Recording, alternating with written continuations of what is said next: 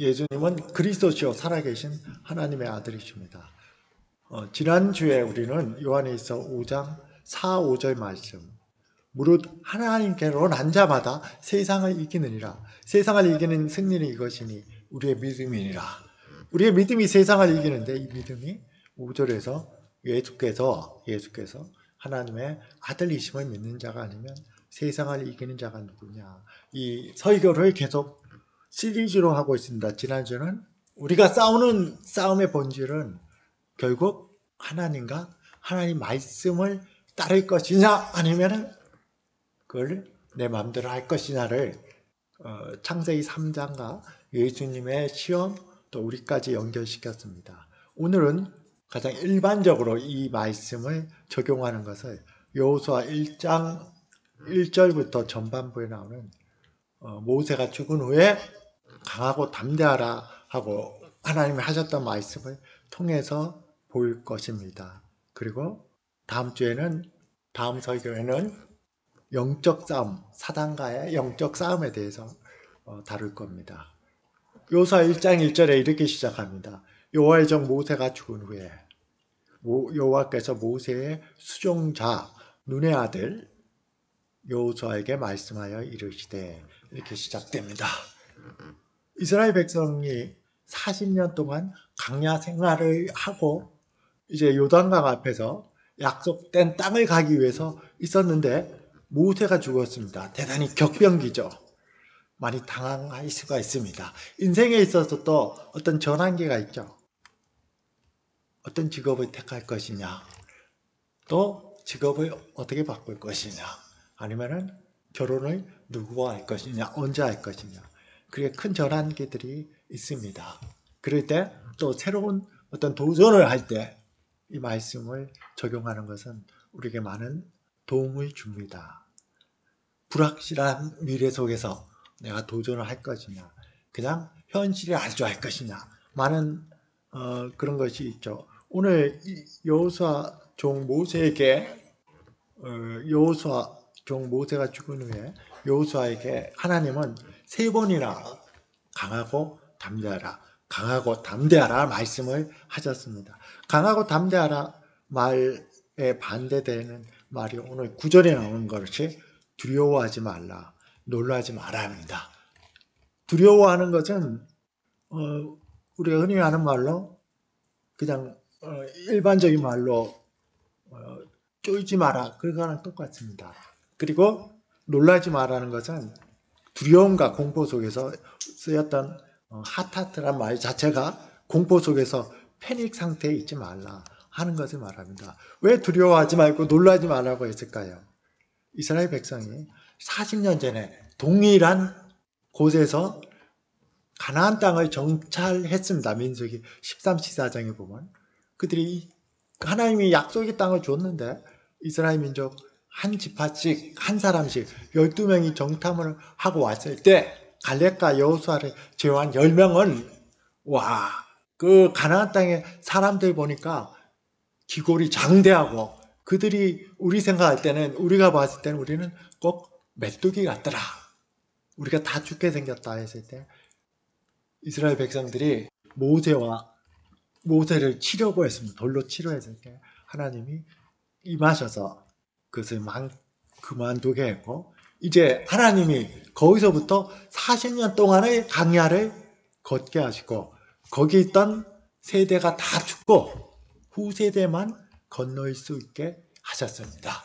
단 2명, 갈렙과 지금 오늘 나오는 여호수아 2명을 제외 나머지는 광야에서 다 죽고 새로운 세대입니다. 너희가 옛날에 두려워하고 놀라지 마라. 두려움과 공포 속에서 패닉, 혼란 상태에서 낙심하는 것. 이게 사전적 의미입니다. 그렇게 했죠. 똑같은 환경입니다. 이스라엘 민족이 무기가 강해진 것도 없고, 무리가 많이 늘어난 것도 없고, 그리고 가나안 민족이 약해진 것도 없습니다. 똑같은 상황이죠. 근데 하나님 이번에는 두려워 말라, 놀라지 마라 말씀하셨습니다. 여러분들이 어떤 전환기에서 어떤 새로운 도전을 할 때, 새로운 선택을 할 때 하나님이 똑같은 말씀을 하실 수 있습니다. 두려워하지 말라, 쫄지 마라. 또 그게 했을 때 실패하면 어떨까? 창피당하면 어떨까? 이런 것에 의해서 낙심하거나 패닉되거나 놀라지 마라 말씀을 하십니다. 그것이 하나님의 뜻이라면 하나님 말씀하신 강하라, 강하고 담대하라 이 말씀에서 강하라는 것은 그 단어 속에서 네가 그것을 할 수 있는 능력을 가졌다는 의미고 담대하라는 것은 능력을 가졌기 때문에 정복하라는 의미가 속에 같이 포함되어 있습니다. 강하고 담대하라 말씀하셨죠. 많은 경우에 실제로 시험 준비도 경쟁률이 약하든 경쟁률이 강하든 간에 결국은 자기 마음속에서의 자기와의 싸움입니다. 스트레스와 실패 가능성에 대한 그런 어떤 스트레스 또 할 때 집중 못하는 그런 것을 극복하느냐 거기에서 혼란 속에 있느냐가 시험을 결정합니다. 하나만 예를 들면 히틀러와 처칠이 정신적 싸움을 많이 했습니다. 초창기에 2차 세계대전 때 여러분들이 덩케르트 영화를 봤지만은 몇십만 영국군이 다 죽게 생겼습니다. 길이 없습니다. 그때 처칠 수상을 그 영국 집권당이 일부러 찾아서 앉힌 거는 히틀러와 싸우라는 게 아니라 적당한 선에서 타협을 해서 유럽은 우리가 간섭 안 할 테니까 영국은 건들지 마라. 이런 선에서 타협하기를 바랬습니다. 처칠이 그렇게 안 했죠. 그리고 직접적으로 런던을 독일군 폭격기에 와서 폭격을 해서 또는 장거리 미사일 같은 걸 쏴서 많은 사람들이 죽고 막 이랬습니다. 그래서 이제 다른 대안이 없다. 히틀러 독일에게 준 항복이죠. 협상을 해야 된다. 히틀러도 그걸 노렸습니다. 이 바다 건너 영국 점령하는 거. 이 유럽은 이제 거의 다 손을 넣었기 때문에 그게 아주 최고의 자기도 목표였는데 그것을 위해서 심리적으로 많이 이용했죠. 삐라도 뿌리고 영국이 이제 도망갈 길이 없다. 다 멸망받든지 아니면은 우리가 타협을 해라. 우리가 하는 대로 해라 하는데 처칠이 굴복을 하지 않았습니다. 미래는 모르죠. 그러나 밤잠 못 자고 혼자 고민했습니다. 이게 내가 잘하는 길인가? 이러다 우리 영국이 다 망하지 않을까? 그러나 끝까지 굴복하지 않았기 때문에 아마 많은 사람들이 히틀러가 영국이 굴복했다면 히틀러가 그 이후로 몇십 년 또는 몇백 년을 더 유럽을 지배할 수도 있었을 텐데 역사가 바뀌었습니다. 히틀러와 처칠의 누가 더 포기하느냐는 정신적 싸움입니다. 끝까지 버티고 끝까지 그런 환경 속에서 자신의 신념을 지켰을 때 2차 세계대전이 바뀌어지고 역사도 바뀌어졌습니다. 지도자는 더 크죠. 여러분들 때에게도 이것이 일반적인 경우지만 오늘은 강하고 담대해야 되는 이유 그리고 두려워하지 말고 놀라지 말아야 될 이유 하나님 앞에서 일반적인 어떤 뚝심과 일반적인 정신 싸움도 역사를 바꾸는데 신앙은 더 큰 능력을 발휘하게 됩니다. 이 비밀을 알 때 여러분들이 힘있고 담대하게 새로운 것에 도전을 할 수가 있습니다. 새로운 것을 찾아 나갈 수 있습니다. 두려워하고 낙심하지 않고요. 여기서 중요한 전제, 토대가 있습니다. 2절에서 이렇게 말합니다. 오늘 전체적으로 말씀에서는 이 전제, 토대, 뭐 근원 때문에 강하고 담대할 수 있냐가 있고, 강하고 담대하는데 하나님 편에서 뭘 해주기 때문에 강하고 담대하냐. 또 하나님이 강하고 담대한 사람들에게 요구하는 게 뭐냐. 이 세 가지를 얘기합니다. 그 토대는 뭐냐? 2절에서 이렇게 말합니다. 내 종 모세가 죽었더니 이제 너는 이 모든 백성과 더불어 일어나 이 요단을 건너 내가 그들 곧 이스라엘 자손에게 주는 그 땅으로 가라. 가나안 땅을 뭐라고요? 하나님이 주는 땅이라 그랬습니다. 이스라엘이 정복하고 이스라엘이 가나안 땅을 차지하는 것은 그 능력과 근원은 하나님이 주기로 약속하셨고 하나님이 주시는 겁니다. 은혜로 이루어집니다. 이스라엘 정복 전쟁에서 자기 힘을 믿었을 때는 아주 사소한 하이성에게도 패했습니다. 그러나 하나님을 의뢰했을 때는 여리고 성도 무너뜨렸습니다. 하나님이 주는 땅이기 때문이다. 하나님이 여기서 돌아가서 6절에서 강하고 담대하라. 너는 내가 그들의 조상들에게 맹세하여, 하나님보다 큰 자가 없죠. 하나님보다 큰 자가 없죠. 우리가 무슨 일을 할 때 내가 하나님께 맹세하는데 이거 반드시 지킬 거야. 자기보다 큰 자를 두고 맹세를 합니다. 그 약속에 신실하기 위해서. 근데 하나님은 더 큰 자가 없으니까 스스로에게 맹세를 하셔서 그들에게 조상에게 맹세하여 그들에게 주리라 한 땅을 이 백성들이 차지하게 하리라. 하나님이 은혜로 주는 땅, 맹세하여, 이것은 분명하게 완전하게 성취가 됩니다. 우리가 가는 뜻이 하나님의 뜻에 맞다면은 하나님은 그것을 우리에게 주십니다. 믿음으로 나갈 때 은혜로 이루어집니다. 오늘 여호수아 말씀을 저 학장에서 마태복음 28장 17, 20절로 보면은 가서 모든 민족으로 제자를 삼아 제자 아버지와 아들과 성령의 이름으로 내가 너희에게 분부한 것을 다 지키게 하라. 내가 세상 끝날까지 너희와 함께 있으리라와 마찬가지입니다. 하나님의 뜻을 행하고 하나님의 영광을 위해서 우리가 진군할 때 하나님이 주시는 땅을 우리가 차지할 수 있습니다.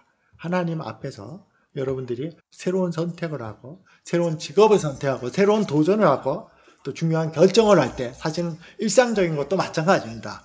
그 앞에서 이것이 하나님의 뜻이라면 하나님이 주는 땅, 하나님이 주시고 맹세하여 주시는 땅, 바로 그 영역을 통해서 하나님의 영광을 더 드러내게 하는 뜻이라면 하나님께서 강하고 담대하게 여러분들을 인도하실 것입니다. 그의 토대가 됐다면 강하고 담대할 수 있는 이유를 하나님 편에서 두 가지를 약속하게 주셨습니다. 하나님이 함께 하신다 하는 것입니다. 4절 후반부에 내가 모세와 함께 있었던 것 같이 너와 함께 있을 것입니다. 내가 너를 떠나지 아니하며 버리지 아니하리라. 오늘 찬송가 불렀죠. 여기서 뭐라고 하면 내가 떠나지 않고 버리지 아니하리라 약속하신 주님이 이렇게 약속하신 그 약속을 지키사 이제로부터 영원까지 나를 지키시리라 확신하네. 나왔던 이 말씀입니다.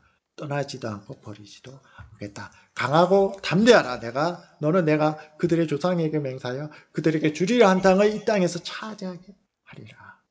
여러분들이 가는 길을 하나님과 호흡을 맞추고 하나님을 뜻을 행하고자 하는 마음이 있다면은 도전을 할 때, 새로운 것에 도전을 할 때 쫄지 말고 또 실패 가능성에 불안해하고 근심하지 말고 하나님이 주시는 땅을 정복하는데 강하고 담대할 이유가 있습니다. 은혜로 이루어지기 때문이고 약속하셨기 때문이고 하나님이 항상 함께 하시기 때문입니다. 9절에서도 내가 내게 명한 것이 아니라 강하고 담대하라. 두려워하지 말라. 놀라지 말라. 왜 그러냐? 내가 어디로 가든지 내 하나님 여호와가 너와 함께 하느니라.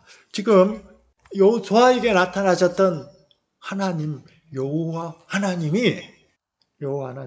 우리가 삼위일체 하나님 중에서 이스라엘 민족에게 음성과 또 인격적 존재로서 자신을 드러내신 분은 보통 성자 하나님으로 간주합니다. 삼위일체 하나님이 함께 사역하지만 성부 하나님이 근원적이라면 우리에게 나타나는 중보자는 성자 하나님이 성령을 통해서 역사하십니다. 음성을 통해서든 꿈을 통해서든 그 하나님이 예수 그리스도로 이 땅에 오셨습니다.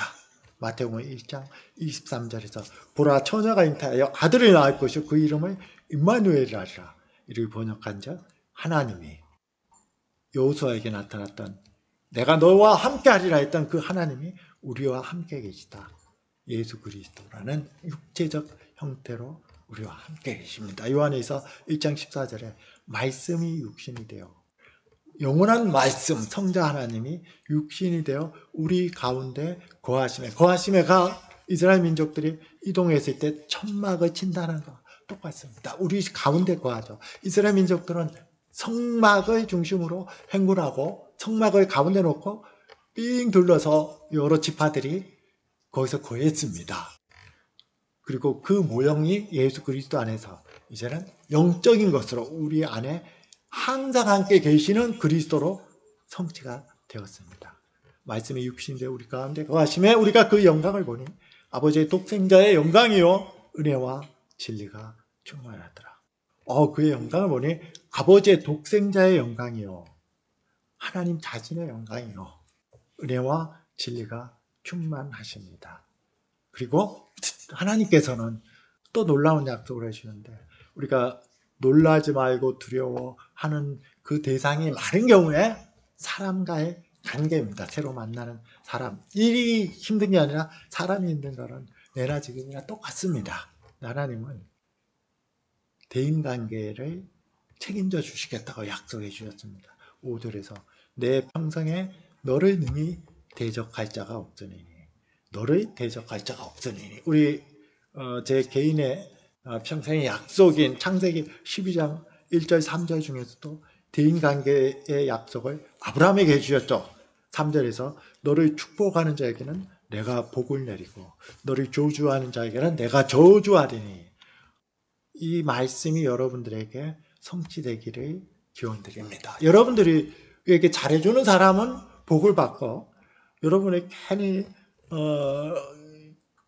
어떤 경쟁 심리를 갖거나 또 여러분들을 잘 못해주는 사람은 자연스럽게 다른 데로 떠나거나 또 다른 일로 하나님이 그것을 처리해 주는 것을 통해서 이 친구는 뭔가 있는 것 같다 하고 많은 사람들이 대인관계에서 여러분들을 받아들일 수 있을 때 너를 축복하는 자에게는 내가 복을 내리고 누가요? 하나님이 너를 저주하는 것은 내가 저주하는 이 약속이 여호수아에게는 1장 5절에서 내 평생에 능히 너를 대적할 자가 없더니 여러분들이 새로운 것을 도전하고 새로운 것에 갈 때 또 새로운 것을 하나님 뜻대로 행군해 갈 때 은혜로 이루어지고 하나님이 함께 하시는데요. 그리스도 안에서 함께 하십니다.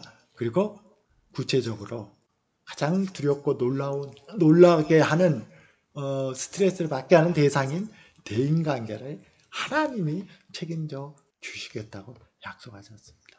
저는 제 신앙생활 전체를 통해서 다른 거 몰라도 이 말씀은 참 응답이 된 것 같습니다. 모든 군대 생활을 통해서 또 제가 지금 하는 공부하거나 이런 모든 생활을 통해서 뭐 별 이유가 없는데 받아주고 잘해주고 또 모든 사람들에게 좋은 관계를 너를 축복하는 자에게는 내가 복을 내리고 너를 저주하는 자는 내가 저주하니 하나님이 대인관계를 책임져 주시고 평생에 너를 능히 당할 자가 없다고 내가 뭐 잘나서 모든 걸 정복한다는 의미가 아니라 대인관계를 책임져 주신다는 우리가 강하고 담대할 수 있습니다.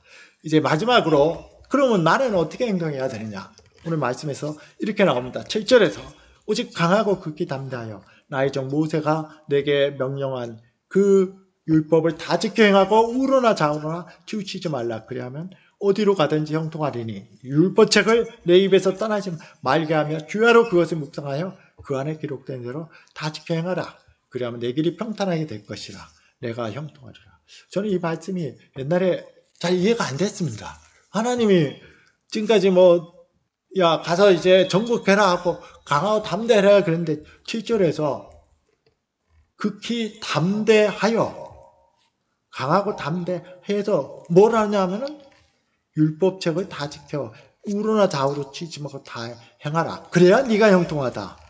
그리고 율법책을 입에서 떠나지 말고 그것을 주야로 묵상하여 그 안에 기록한 대로 다 지켜 행하라. 그러면 내 길이 평탄하게 될 것이라. 내가 형통하리라. 말씀하셨습니다. 왜 그럴까? 잘 이해가 안 됐습니다.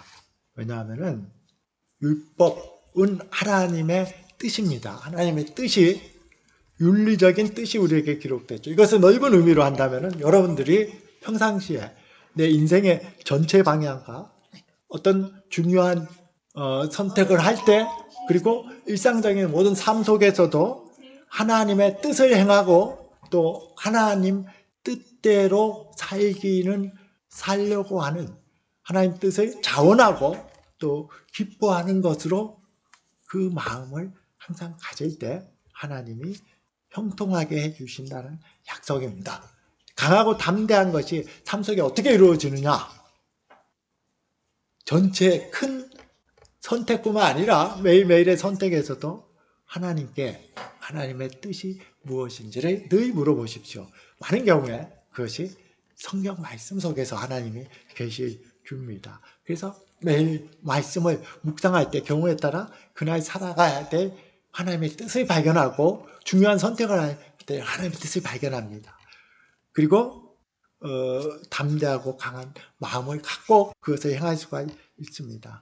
제가 항상 기도하는, 오늘 또 첫 번째 눈을 떴을 때 기도한 마음이 하나님과 동행하는 기도입니다. 임마누엘 하나님이죠.